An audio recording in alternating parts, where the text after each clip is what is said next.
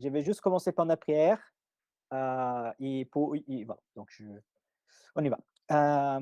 Seigneur éternel, tout d'abord, merci beaucoup pour ce moment ici que tu nous donnes. Merci Seigneur pour la vie de mes frères et sœurs. Merci Seigneur pour cet instant que tu nous donnes pour pouvoir, Seigneur, vivre et partager ta parole. Seigneur, que tu puisses parler au plus profond de notre âme, profond de notre cœur, et que nous puissions, Seigneur, mettre en pratique tout ce que tu nous as enseigné, Seigneur, et tout ce que tu nous enseignes. Seigneur éternel, que nous puissions, Seigneur, vivre pour la gloire et louange de ton nom. Et merci, Seigneur, pour ta présence, Seigneur, et pour ta grâce, Seigneur, qui s'est faite présent parmi nous. Guidez-nous, Seigneur, et remplis-nous de sagesse, discernement pour vivre, Seigneur, et pour aussi appliquer ta parole. Seigneur éternel, que nous puissions, Seigneur, apprendre comme cette femme samaritaine a pris avec toi, de intérioriser, Seigneur, tout ce que tu l'as enseigné, et aussi après de partager, Seigneur, cette bonne nouvelle pour la gloire et l'ange de ton nom.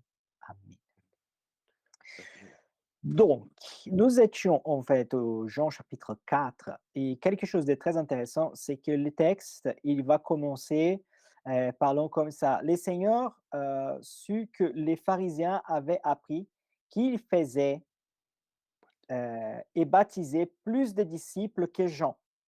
Toutefois, là, c'est l'information très importante de ce texte. Mmh. Toutefois, Jésus n'est baptisé pas lui-même, mais c'était ses disciples. Donc, qu'est-ce qui est certain de passer ici? Jésus, qui a commencé le ministère? C'était Jean-Baptiste. Donc, Jean-Baptiste, il était celui appelé par Dieu pour préparer le chemin du Seigneur. Donc, Jean-Baptiste a commencé à annoncer, proclamer et à dire en fait, et dire que le Messie, il est en train d'arriver. Et Jean-Baptiste a baptisé les gens. Pourquoi? Pour que les gens soient purifiés, soient prêts pour recevoir le Messie. Ces baptêmes, comme je pense que je vous avais déjà parlé, c'était pas la même idée du baptême chrétien, mais c'était un baptême de purification. Donc, c'est-à-dire que c'était le début, en fait.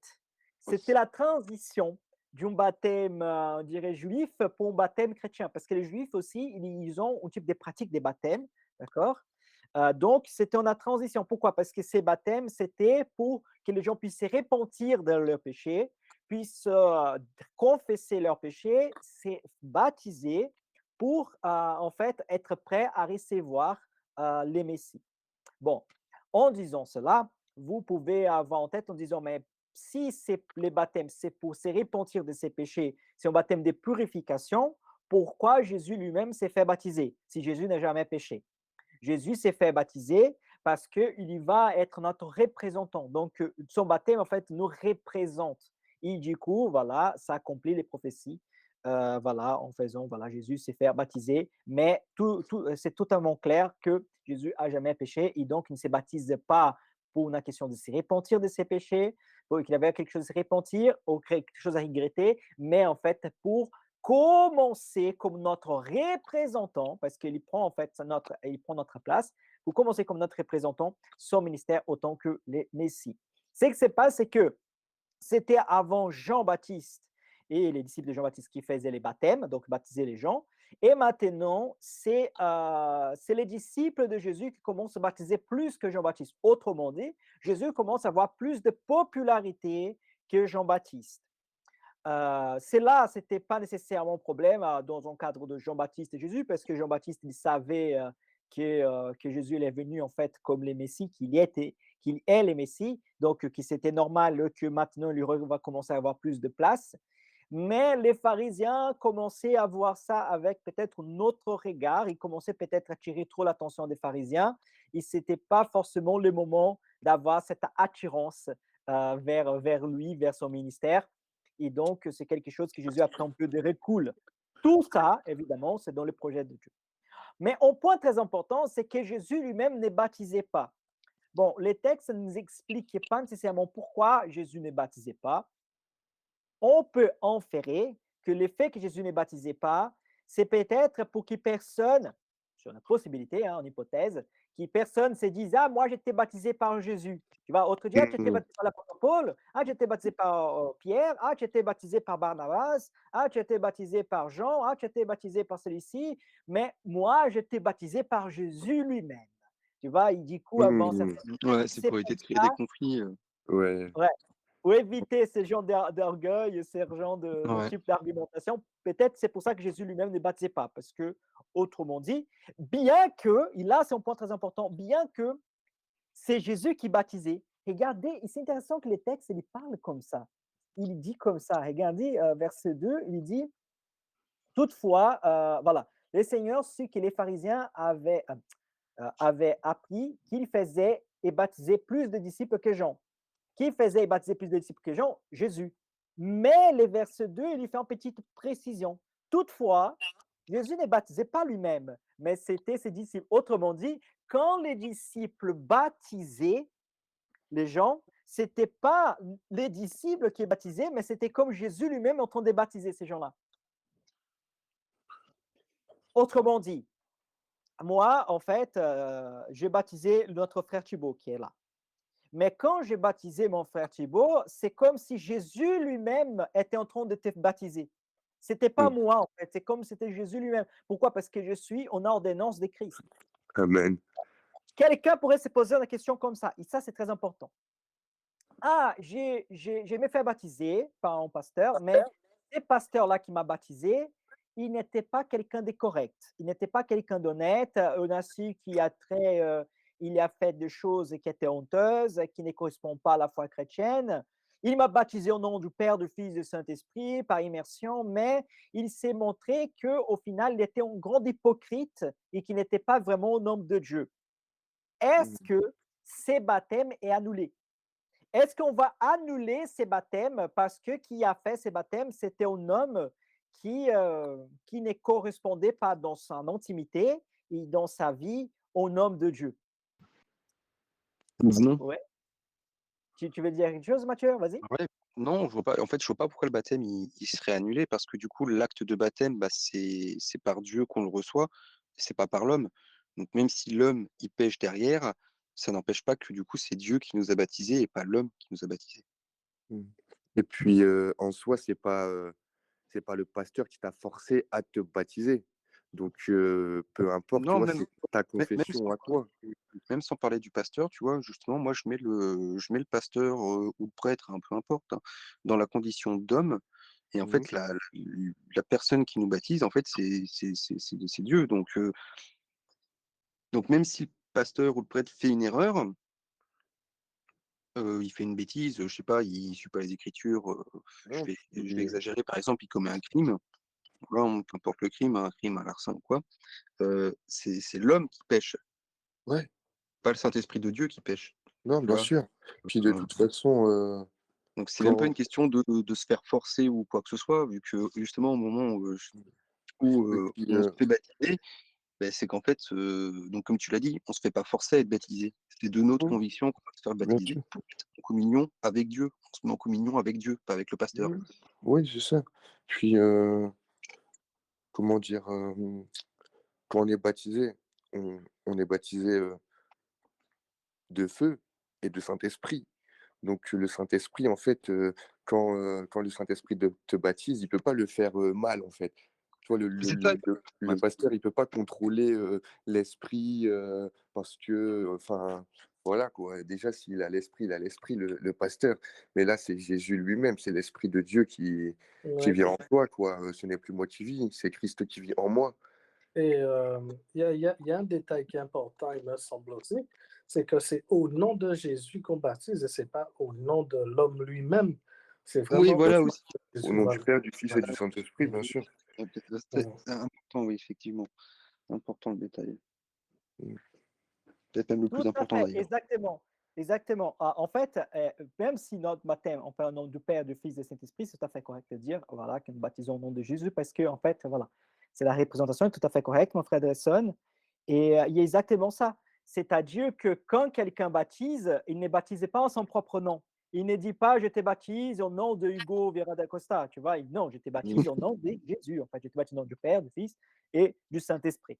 Donc, c'est ça qui c'est les baptêmes. Donc, les baptêmes, c'est au nom de Dieu. D'accord? C'est en son nom, c'est pour lui, c'est la personne. Et donc, la personne est juste voilà, intermédiaire, c'est que je pourrais utiliser un terme comme ça, quelqu'un qui a utilisé pour Dieu pour exécuter cette fonction. Comme par exemple, nous voyons bien dans les textes que Jésus baptisait, pourtant les textes font un petit disclaimer. Il dit en fait, mais ce n'était pas Jésus lui-même qui baptisait, c'était les disciples. Mais quand les disciples baptisaient, c'était comme si Jésus lui-même était en train de baptiser. Autrement dit, tous les chrétiens peuvent se dire, moi, j'ai été baptisé par Jésus lui-même. D'accord? Ah, mais Mmh. c'était Jésus qui était son Dieu. Non, c'était quelqu'un. Voilà. Ah, mais pour moi, par exemple, il existe évidemment un attachement. Par exemple, moi, j'ai baptisé Thibaut, j'ai déjà baptisé d'autres personnes aussi. C'est vrai qu'il existe un attachement à nous, en fait, de dire, ah, moi, j'ai baptisé cette personne, tu vois. Existe cette responsabilité humaine, tu vois, c'est normal. Tu vois, qui existe cet attachement, mais au-delà de ça, le but, c'est pas que la personne s'attache à l'homme, tu vois, mais le but, c'est que la personne s'attache à Christ, parce qu'au-delà du homme, Christ. Mmh. D'accord? Oui, bien sûr. Non, c'est vrai ce qu'il dit le frère Hugo.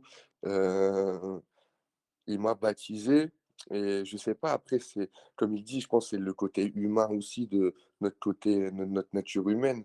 Mais quand il m'a baptisé, vous savez, après, vous êtes attaché à cette personne qui vous a baptisé parce que, en effet, c'est par la grâce de Dieu. Mais ce côté humain te Oui, c'est fait. normal, le fait de voir la personne directement, de parler avec, de communiquer avec elle aussi, rien que ça crée des liens, indirectement et donc le fait qu'en plus, il y ait le baptême, forcément, ça renforce les liens un peu plus.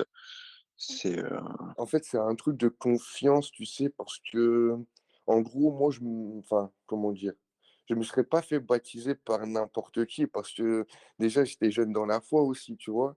Et il faut faire très attention quand tu es jeune dans la foi, mais le frère Hugo, c'est vrai, il m'a toujours rassuré, mais pas dans le sens humain, tu vois? Parce que il me parlait tout le temps avec la parole de Dieu, en fait. Il me dit: «Non, moi, en gros, ce que je te dis, c'est pas moi que je veux ça, en fait.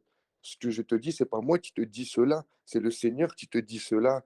Après, tu ouvres ta Bible, tu la lis et tu comprendras, tu vois?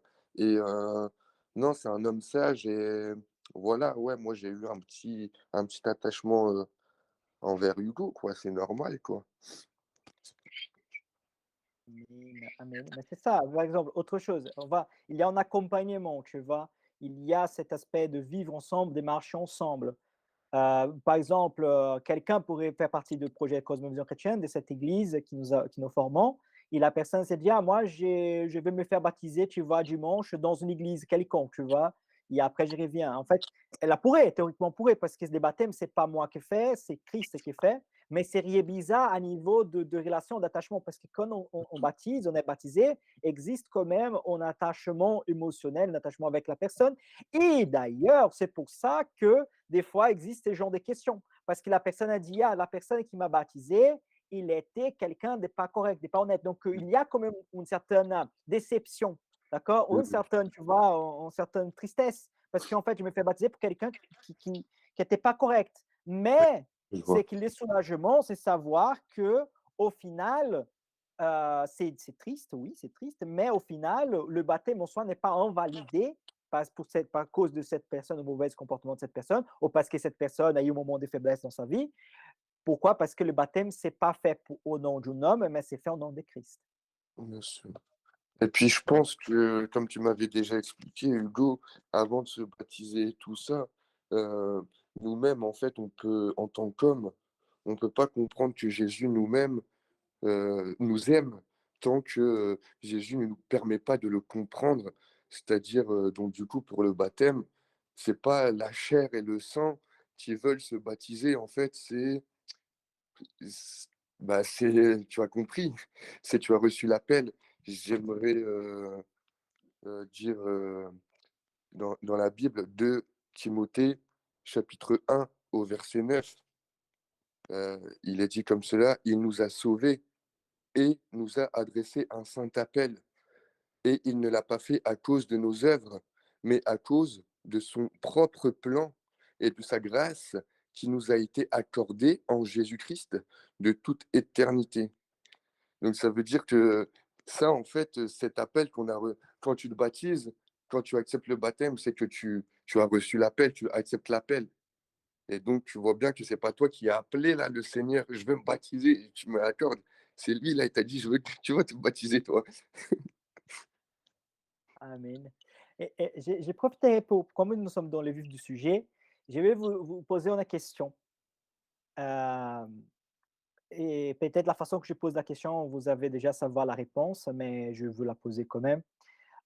Est-ce qu'il faut être pasteur pour, baptiser? Est-ce qu'il faut être un leader, voilà, religieux Non, pour baptiser quelqu'un? non. Moi, je Pourquoi? dirais non plus. Alors, je Tant- dirais non, tout simplement du fait que, bah, rien que dans la Bible, justement, il est dit que tout le monde doit répandre la parole du Seigneur. Et donc, rien que par rapport à ça, pourquoi est-ce que du coup, on ne pourrait pas baptiser? Au contraire, il faut Mm. montrer l'exemple et donc pour moi, et guider n'importe qui vers le Seigneur. Donc pour moi, n'importe qui peut baptiser. Alors Ouais. après, ça reste quand même mieux que ce soit un pasteur, un prêtre ou ce genre de choses parce que du coup, avec ça, il va quand même pouvoir apporter la compréhension une partie de la compréhension des Écritures. Mm. C'est sûr que si on demande à bon, je vais lire ça, hein, c'est un peu à Roger qui est au fond de la campagne, qui a ouvert 3 bouquins. Bon, il est croyant, il est chrétien et tout, il y a pas de souci, il a été baptisé et cetera. C'est un fervent serviteur de Dieu. Sauf que, s'il baptise et que du coup, il comprend qu'à moitié pourquoi il baptise, qu'à moitié ce que c'est le baptême, et ce genre de choses, voilà, donc c'est kiff-kiff, en fait. C'est Ouais. n'importe qui peut, mais ça reste quand même mieux que ce soit un pasteur, un prêtre ou ce genre de choses, parce que du coup, derrière, il va pouvoir apporter l'explication, et pousser la foi, en fait, de la personne, justement, à une meilleure compréhension de cette foi. Ouais, moi, je suis plutôt d'accord avec toi, Mathieu, hein. C'est-à-dire que là, il y a un verset qui me vient qui dit celui qui voudra être le plus grand sera le plus petit. Donc, en gros, pourquoi tu as besoin? Ah, moi, je suis pasteur, je peux baptiser. Toi, tu n'es pas pasteur, tu peux pas. Donc, avoir cela comme discours, en gros, c'est se mettre au-dessus parce que j'ai une capacité plus à faire quelque chose que toi, tu ne peux pas faire. Or, la Bible déclare ne doute pas, crois seulement. Si tu peux, tout est possible à celui qui croit. Et je pense que, comme Mathieu l'a dit, à partir du moment que tu as la connaissance des Écritures, mais la compréhension qui y va, tu peux baptiser. Mais c'est vrai qu'il y a des gens, aujourd'hui, ils baptisent, mais après, la personne qui se fait baptiser, ben, en fait, elle n'a pas de suivi. J'ai pas envie de pointer les frères catholiques, mais généralement, quand eux font un baptême, bah, ils baptisent, mais après, il y a pas d'études derrière, il y a pas d'enseignement, il y a pas de Alors attention Thibaut. Ce que tu dis, c'est vrai, mais pour les nouveau-nés. ouais, Chez les catholiques, par exemple, on va dire un adolescent ou un adulte, mmh, s'il veut se faire baptiser ou ce genre de choses, il va devoir faire des cours de catéchisme, des cours de, je sais pas comment ça s'appelle, il va devoir faire un peu de théologie aussi, avant de pouvoir se faire baptiser. Et après, il a quand même une suite de trucs. C'est juste pour les nourrissons, en fait, où il n'y a pas de. En même temps, le nourrisson, il peut rien comprendre. d'accord, OK, ça marche. Mais parce que me Ouais. semble-t-il aussi dans l'Église catholique, il y a que le prêtre qui a entre guillemets le la décision de baptiser. Oui, c'est lui qui prend la décision au final de D'accord, baptiser. C'est lui qui va OK. dire je pense que tu es prêt, je pense que tu n'es pas prêt. Mais après, ça, je pense que ça se fait un petit peu partout pour éviter, en fait, justement, Mmh, que les nouveaux croyants, en fait, ils soient tout excités. Tu sais, bah, tu l'as vécu, tu sais, t'es tout excité, t'es ouais. tout partout. Et justement, pour éviter qu'il y ait cette perte de foi qui va suivre derrière. Mmh mh. Parce Mmh. que malheureusement, ils ont tendance à voir ça comme comment dire ça? Comme un manque à gagner, quoi. Ah, je l'ai baptisé, mais au final, du coup, après, il a perdu la foi, tu vois. Donc, c'est Ouais, pour ça OK. qu'ils font un peu Mmh. plus attention. Mmh. D'accord. Mon frère Dresson, tu aimerais réagir sur Alors, quelque chose? oui, comme ça m'a permis de chercher le verset en même temps. Donc, le verset Matthieu 28, verset 19, qui dit allez, faites de toutes les nations des disciples, les baptisant au nom du Père, du Fils et du Saint-Esprit. Donc, pour Merci, c'est moi, à ce là, verset que je pensais. voilà, c'est ça. Donc, pour moi, là, effectivement, il n'y a pas de distinction. On est tous appelés finalement à faire des disciples. Et qui dit faire des disciples, eh ben, dit aussi enseigner la discipline de Christ, hein, et aussi baptiser, quoi. Bien sûr. Voilà, donc du coup, d'où mon point de vue sur le fait que ça reste quand même mieux que ce soit un pasteur qui baptise, parce que du coup, derrière, bah, il emmène quand même la compréhension des Écritures, hein, enfin, du moins une partie, parce qu'on a tous des limites, hein. Et donc du coup, c'est quand même mieux, mais tout le monde peut le faire. Ouais.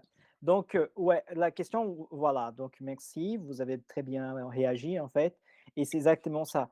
Heu il n'a pas besoin d'être pasteur, tu vois, qui pour baptiser quelqu'un, Oui, en chrétien, en Christ, voilà, qui est bien, on va dire, formé par voilà, par sa vie en Christ, par sa vie chrétienne, et il peut, baptiser, un autre frère en Christ, d'accord? mmh, Les points, c'est que, heu pourquoi normalement c'est bien, par exemple, qui soit le pasteur, par exemple, qui baptise?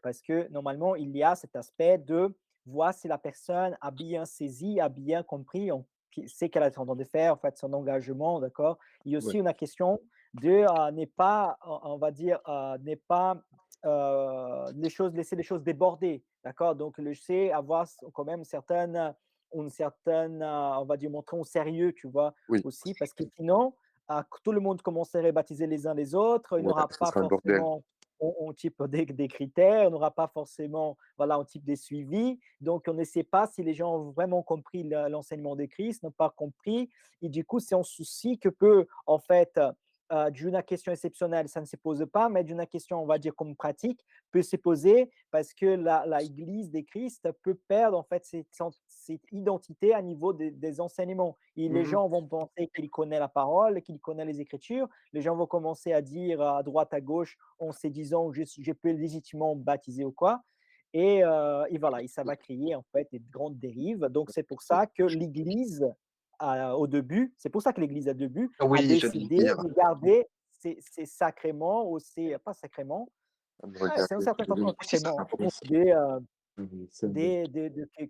qui les pasteurs, en fait, les dirigeants, on va dire les anciens, s'en occupent en fait de baptême pour, voilà, pour éviter en fait des mauvaises foi ou des dérives au sein de l'Église de Christ. Mais évidemment, si par exemple vous êtes dans un voyage, je ne sais pas, en Turquie, d'accord? Et là-bas, vous avez l'opportunité de parler de Jésus à quelqu'un. Et cette personne s'intéresse à l'évangile, tout ça, que vous n'êtes pas obligé de dire, ah, d'accord, chercher l'église la plus proche de chez toi et faire se baptiser. S'il y a de l'eau là-bas, vous pouvez en fait, et si vous avez vu que cette personne a bien compris les Écritures, vous pouvez en fait vous-même baptiser cette personne, voilà, au nom du Père, du Fils et du Saint-Esprit. D'accord? Vous n'avez pas besoin d'autorisation d'un pasteur ou de quelconque pour baptiser cette personne. Mais Mmh. évidemment, ça, c'est dans un cas, plutôt exceptionnel, Bien sûr. d'accord? Et je pense que vous avez bien compris mon explication. Oui, il vaut mieux J'ai les pou tourner vers un Oui? pasteur. Vaut mieux les tourner vers un pasteur, même si, en fait, c'est là où que je pense le discernement rentre en compte. Heu Quelqu'un qui est jeune dans la foi, mais qui connaît un peu les Écritures, bon, il a l'amour, du Christ, il peut baptiser, il le sait, mais il doit quand même, tu vois, se dire, «Non, je vais plutôt le diriger vers mon pasteur qui serait plus apte et adem à le baptiser» parce que voilà, quoi. Mais Si possible si possible, c'est ça que je suis en train de dire. Si possible, oui, évidemment, je pense bien qu'il est tout à sûr, fait correct, cette procédure. Mais et dans un cas exceptionnel, tu vois, on ne peut pas, en fait, on ne va pas dire: «Ah, je sais pas, tu vois, je suis dans un autre pays, dans un autre contexte, tu mmh, vois, très éloigné». Donc on va pas, en fait, se mettre des blocages, ces limitations. Tu vois, dans un pays, peut-être qu'il y a un peu de la persécution religieuse, d'accord? Du coup, tu mmh, ne vas pas, faire voilà, attendre, créer des d'accord. ouais. Tu facilites les choses, surtout, voilà, dans certains contextes.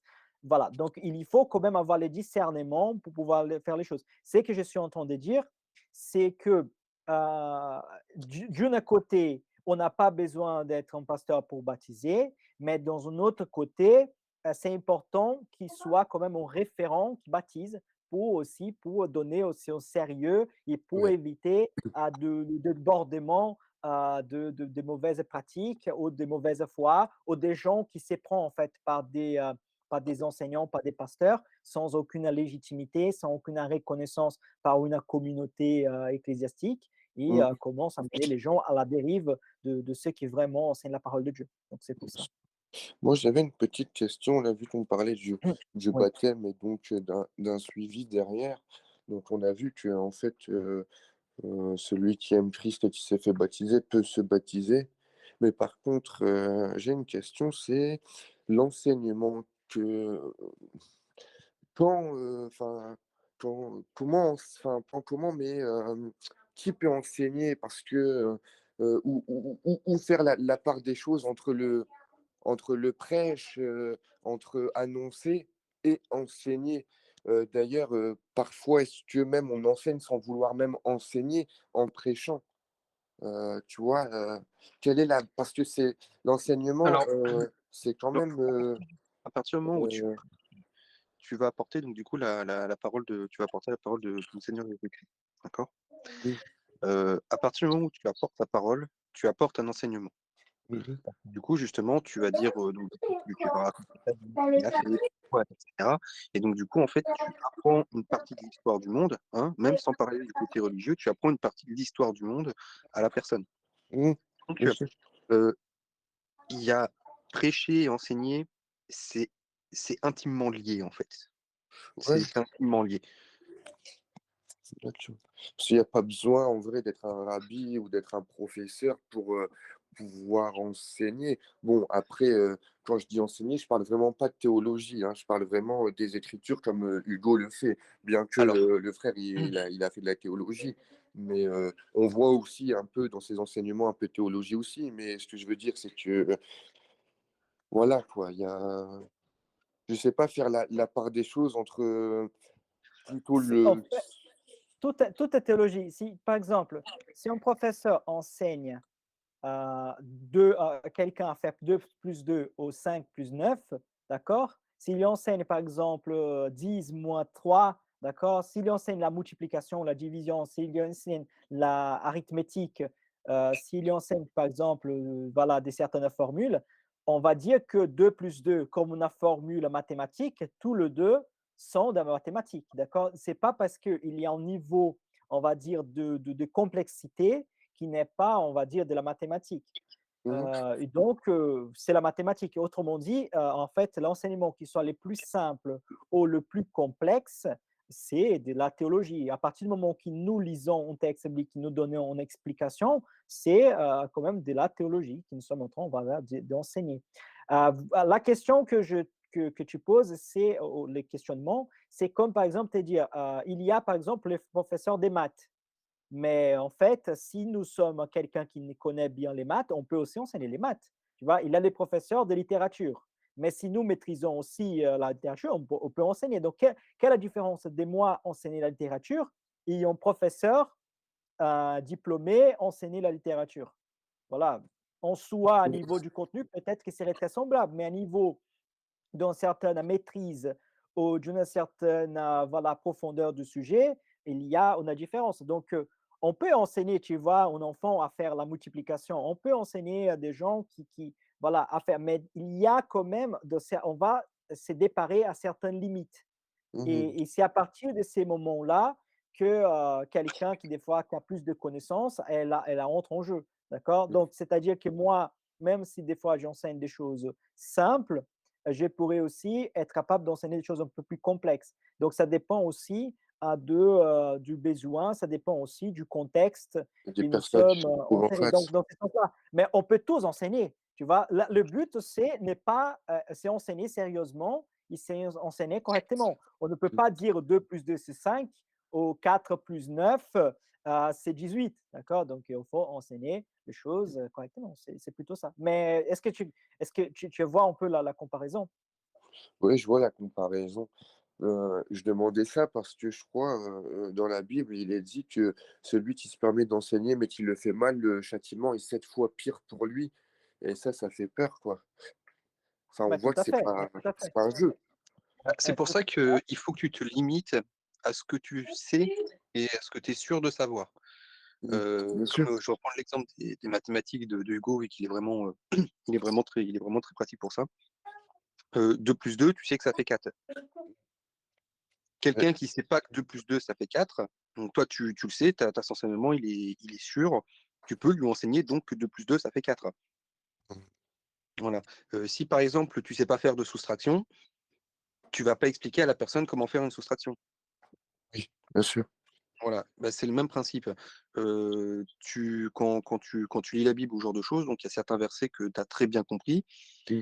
bah, tu vas pouvoir justement, étayer sur ce verset, parce que du coup, tu l'as compris. Si par exemple, on va aller sur un autre verset que tu as pas compris ou que tu as des doutes dessus et que tu veux essayer de l'expliquer, bah, là, c'est un mauvais enseignement en fait, parce que du coup, tu n'as pas le sens de ce qui est dit dans la parole. Mmh. C'est mon interprétation humaine que je l'expliquerai, quoi. Voilà, donc Mmh. tu peux enseigner ce que tu connais, ce que tu es sûr de connaître, mais ce que tu sais pas, fais-le pas, parce que c'est quasiment sûr que tu vas mal enseigner. Voilà, en Ouais. fait, il faut rester humble dans Mmh. notre, Mais j'ai déjà entendu par un frère qui disait comme ça, l'enseignement, faut pas dire aux gens qu'on les enseigne. En fait, tu vois, faut être subtil. Tu vois, même si toi, tu sais que tu l'enseignes, faut pas dire je t'enseigne à la personne parce que des fois, ça ramène une réticence.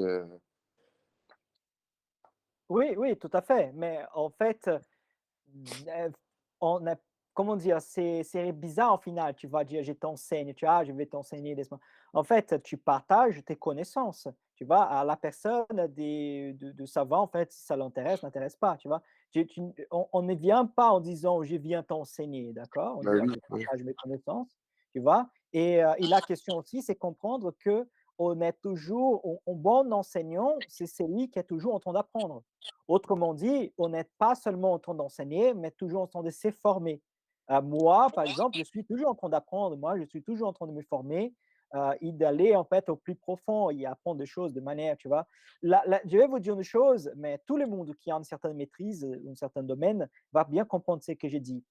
Euh, je parle plutôt peut-être des gens qui vont être en train de regarder cet enregistrement. Et quand nous avons la maîtrise dans le sujet, notre développement va toujours vers les détails, d'accord? Parce que Oui, le plan de fond, on a compris, on a saisi, mais en fait, ce qui nous manque des fois ou ce qui nous allons amener, c'est plutôt un certain détail, une certaine subtilité, tu vois? C'est ça, tu vois? Euh, Par exemple, si nous voyons deux grands joueurs des échecs, deux grands maîtres des échecs jouer ensemble, ils ne vont pas nécessairement commettre de grosses erreurs. C'est rare, en fait, qu'ils commettent de grosses erreurs. Mais on va vaincre l'autre dans un détail. Tu vois, dans une grande équipe de foot, tu vois, qui jouent ensemble, tu vois, la Coupe du Monde elle vient de passer, une équipe, des fois, va battre un autre, des fois dans les détails, dans le manque d'attention, tout ça, voilà, que l'autre c'est comprend. ça. Donc, c'est ça aussi la question de la connaissance, la question de la maîtrise dans ce sujet. On a commence à maîtriser, on a certaines connaissances, mais c'est dans un certain détail, tu vois, qu'on commence voilà, à entrer, il y a approfondir, il y a entrer en fait dans une certaine profondeur de choses. C'est les détails. Au final, en fait, c'est-à-dire que c'est comme construire une maison. Au début, c'est des murs, c'est les fondations, voilà, c'est les toits, tout ça. Mais après, la finalisation, c'est quoi? C'est le détail. C'est ici, faut Fil, mettre ça, la l'électricité. peinture, voilà, c'est les détails. Et Mmh. c'est ça, en fait, la connaissance, la En maîtrise fait, d'une certaine chose, c'est le détail.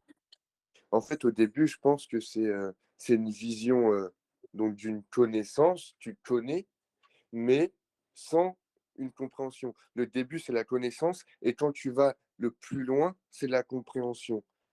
Si je peux donner un exemple, on sait tous, par exemple, la grande équation de Einstein pour dire que l'univers est en expansion, E égale m6. Je connais, donc E égale MC2, m6, mais j'en ai MC2, pas la MC2. compréhension. Je, E égale MC2, pas M6. oui, E égale m7, ouais. Voilà, et Non, si on veut, c'est E égale MC au carré. ouais. Non, ça c'était le. Tu sais, il y a une émission. Oui, il y Excusez-moi, a une frère émission, Youssef. oui, c'était E égale Eh, M6, oui, je connais. Mais c'est Excusez-moi. pour ça que justement, je rectifie, c'est E égale MC au carré. Merci beaucoup. Il n'y a pas de Là, souci. on a un professeur de mathématiques. Mais voilà. Mais je voulais donner l'exemple. Vous voyez, l'équation, on la connaît. Mais si on va me demander de la faire sur papier, je ne vais pas savoir parce que je ne la comprends pas. En vrai, elle n'est pas compliquée, hein. Ah ouais? Ouais. Mais c'est vrai que lui, à un moment donné, quand il travaillait au tout début et tout ça sur cette équation-là, en fait, c'était pour prouver que Dieu n'existe pas. Et en fait, quand il a trouvé le résultat, il a donc vu que l'univers a un début et donc aura une fin. Et il a fait quoi? Il a pris peur et tout ça. Et en fait, il a trafiqué son équation pour pouvoir faire rentrer un autre résultat. qui n'est Oui, pas non, bon. les mathématiques, ça marche pas, ça marche pas comme ça, surtout la science, hein. Et puis Einstein était déiste. Il était quoi? Il était Déiste? déiste. Ouais, D'accord, donc ça déiste. veut dire qu'il croyait en Dieu. Alors après, pour lui, que Dieu ce soit Bouddha, Comme Spinoza, Jésus, quoi. Allah ou qu'importe, voilà. Mais il était croyant. Comme Spinoza, Spinoza, il était un peu, Spinoza. Spinoza était un peu athée. C'est bizarre. Spinoza, c'est un peu bizarre. Il était un athée, mais bon, c'est un peu compliqué. Mais bon, on va revenir au sujet ici. On va revenir, on revient. Donc, la question de qu'utiliser par rapport à l'enseignement, oui, on peut enseigner, d'accord, mais voilà, on a quand même nos limites. Moi, j'ai mes limites, d'accord. Donc, on a des limites. Il faut reconnaître l'humilité, reconnaître nos limites. Mais il y a des choses qui sont claires et nettes dans les Écritures, et c'est là, on peut annoncer, on peut partager sans aucun problème. Quelle est la différence d'une prédication et d'un enseignement? Normalement, la prédication, c'est une proclamation, que nous disons la proclamation, c'est-à-dire que nous annonçons l'évangile, d'accord? On dit c'est comme la bonne nouvelle, c'est comme par exemple une information, tu vois, qu'on entend à la radio, d'accord? Christ est ressuscité, il reviendra. Voilà, c'est une proclamation, c'est une prédication. Maintenant, les parties de l'enseignement. L'enseignement, on pourrait parler, voilà, Jésus, il a vécu dans la région que nous appelons aujourd'hui la Palestine. Voilà, c'était au début voilà, c'était au 1er siècle. À l'époque, c'était dominé par l'Empire romain. Donc ça, c'est plutôt un enseignement, ok? Tu vois un peu la nuance. C'est-à-dire qu'une chose est dire, si tu es triste, si tu es malade, Jésus-Christ peut faire quelque chose pour toi. Viens, Jésus, il peut te libérer, il peut te transformer. Ça, c'est une prédication, ça, c'est une proclamation. Voilà. C'est dire en fait, Jésus, il a guéri plein de personnes, tu vois, il y avait plusieurs types de malades qui sont venus à Jésus, il les guérissait. Ça, c'est plutôt une caractéristique de enseignement. Mais évidemment, tous les deux, dont le enseignement est contenu, en fait, contient dans l'enseignement contient la proclamation et dans la proclamation contient évidemment l'enseignement. Mais c'est plutôt l'accent, en fait, qu'on met sur les choses, d'accord? Si on met l'accent D'accord. surtout l'annonce ou si on met l'accent sur l'enseignement. Moi, par exemple, en général, je mets plutôt l'accent sur l'enseignement. Pourquoi? Mmh. Parce que moi, je préfère de la base, tu vois, et de la base, la compréhension, la intériorisation. Il dit c'est là, en fait, les choses passent dans la pratique, dans la vie de tous les jours. Et il y a Mmh. des autres personnes qui vont plutôt vers la proclamation. Et tout a ses points négatifs et ses points positifs. Les Mmh. points positifs, par exemple, de la proclamation, c'est qu'elle est beaucoup plus objective et elle va vraiment dans le vif du sujet. Des fois, quelque chose que la personne a vraiment besoin d'écouter dans un moment donné et dans une situation donnée. C'est-à-dire qu'en Mmh. application de la D'accord. message de l'évangile. Mmh. Quels sont les points négatifs? Les points négatifs, que ça pourrait devenir très superficiel et que la personne, en fait, elle ne veut que manger le dessert, d'accord? D'accord. Elle ne veut pas manger, tu vois, la salade, elle ne veut pas manger des fruits, elle ne veut pas manger des choses plus Mmh. solides, plus consistantes, qui est l'enseignement. Autrement dit, apprendre Mais ce d'un qu'elle autre veut, ouais. côté, l'enseignement, ce qu'est l'enseignement, s'il est trop dense, il pourrait un peu, tu vois, être, tu vois, il manquait cette côté un peu subtil et cette côté un peu léger aussi, qui est l'enseignement, qui est la proclamation, on va dire, qui est l'application, elle apporte. Donc, il y a un peu ce genre de choses, mais c'est là, je pense que ça mérite un sujet en soi. Mais je t'explique en quelques mots un peu la différence de ces deux choses. OK? OK, ça marche. Mmh. Euh, je, je demande, je demande à mon frère Dresson si tu pourrais lire du coup, finalement, les versets 15 jusqu'au verset 26, s'il te plaît. Alors, la femme lui dit, Seigneur, donne-moi cette eau afin que je n'ai plus jamais soif et que je ne vienne plus puiser ici. Va, lui dit Jésus, appelle ton mari et viens ici. La femme répondit, je n'ai point de mari. Jésus lui dit, tu as eu raison de dire, je n'ai point de mari, car tu as eu 5 maris et celui que tu as maintenant n'est pas ton mari. En cela, tu as dit vrai. Seigneur, lui dit la femme, je vois que tu es prophète. Nos pères ont adoré sur cette montagne et vous dites, vous, que le lieu où il faut adorer est à Jérusalem. Femme, lui dit Jésus, crois-moi, l'heure vient où ce ne sera ni sur cette montagne, ni à Jérusalem que vous adorerez le Père. Vous adorez ce que vous ne connaissez pas. Nous adorons ce que nous connaissons, car le salut vient des Juifs. Mais l'heure vient, et elle est déjà venue, où les vrais adorateurs adoreront le Père en esprit et en vérité, car ce sont là les adorateurs que le Père demande. Dieu est esprit, et il faut que ceux qui l'adorent en esprit et en vérité. La femme lui dit, je sais que le Messie doit venir, celui qu'on appelle Christ. Quand il sera venu, il annoncera toutes choses. Jésus lui dit, je le suis, moi qui te parle. Amen. Amen, amen.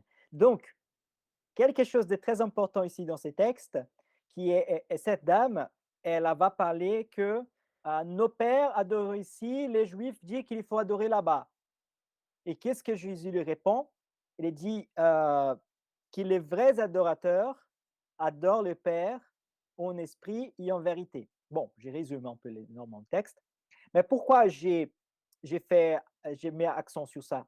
Parce qu'au début, nous avons parlé que peu importe qui baptise, peu importe qui baptise, parce que le plus important, c'est savoir que c'est Christ qui nous baptise, parce que nous sommes baptisés au nom de Christ. Et là, peu importe l'endroit où nous adorons, peu importe où nous allons pour glorifier, pour prier, pour remercier le Seigneur, peu importe, c'est aucune importance. Pourquoi? Parce que en fait, le but, c'est adorer Dieu en esprit et en vérité.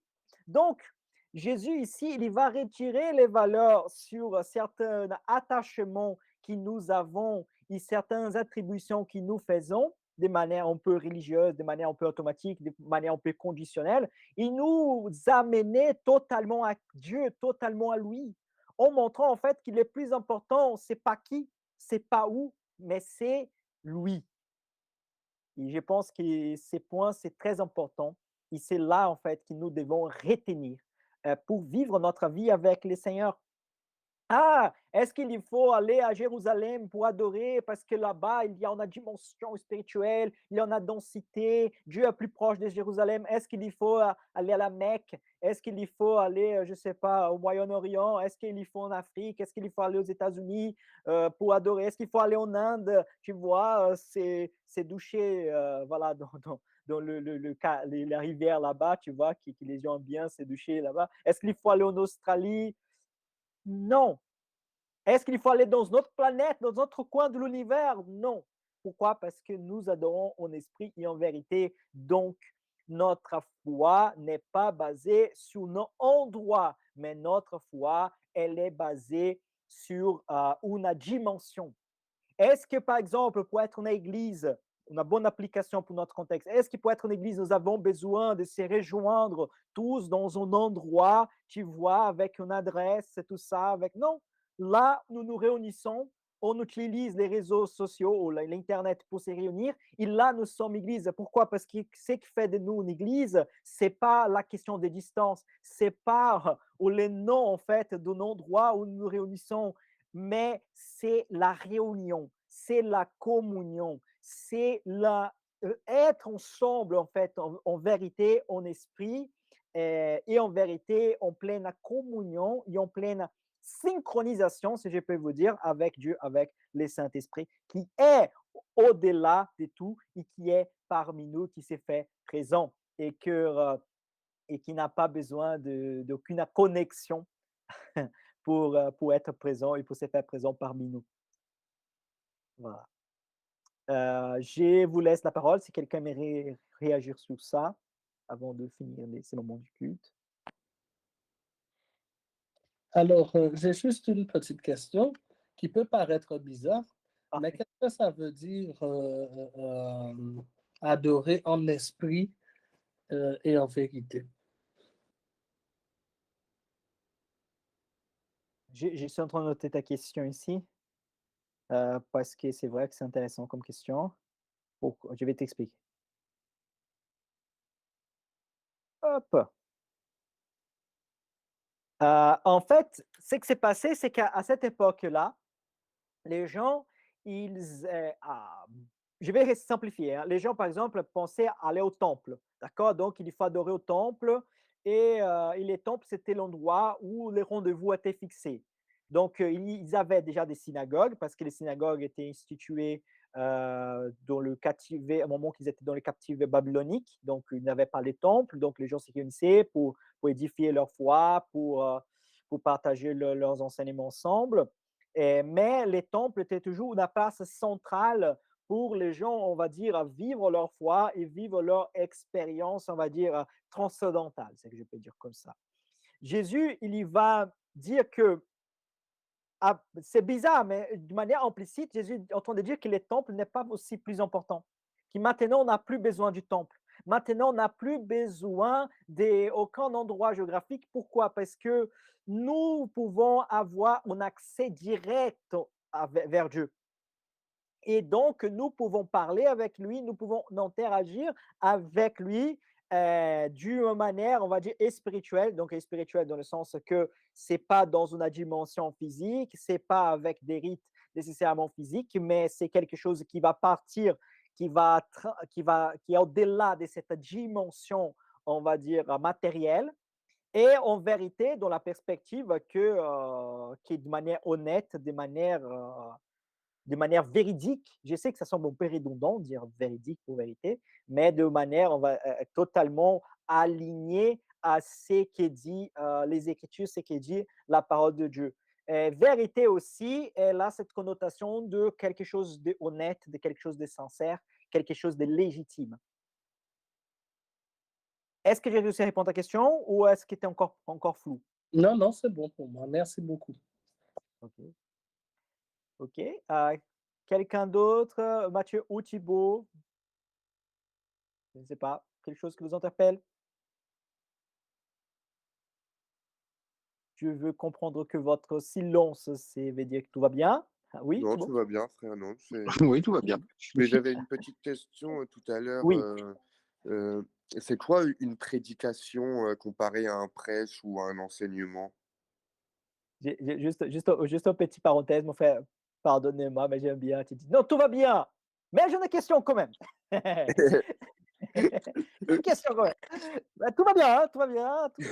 Non, ok, mais non, mais je viens, je viens. La question de la prédication, tu as dit la prédication, on prêche, c'est ça que tu dis? Oui, c'est quoi la différence entre une prédication, un prêche et tout ça? Pour moi, c'est la même chose, hein. Prédication, pour moi, c'est comme dire, 6 demi-douzaines, hein. Prédication et prêche, pour moi, c'est de la même, Lignée, linéarité, tu vois? d'accord. Ouais, pour moi, je ne veux pas de différence.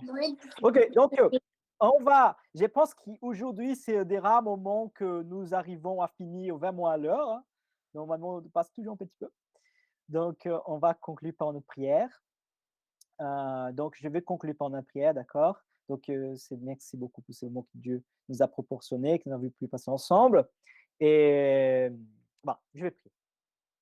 Seigneur éternel, merci beaucoup pour cet instant. Merci Seigneur pour ta parole. Merci Seigneur pour tout ce que tu es en train de parler avec nous. Seigneur, que nous puissions, Seigneur, pratiquer tout ce que tu nous enseignes et vivre, Seigneur, tes enseignements et tout ce que tu es en train de parler avec nous. Guide-nous, Seigneur, remplis-nous de sagesse, discernement pour la gloire et louange de ton nom. Amen.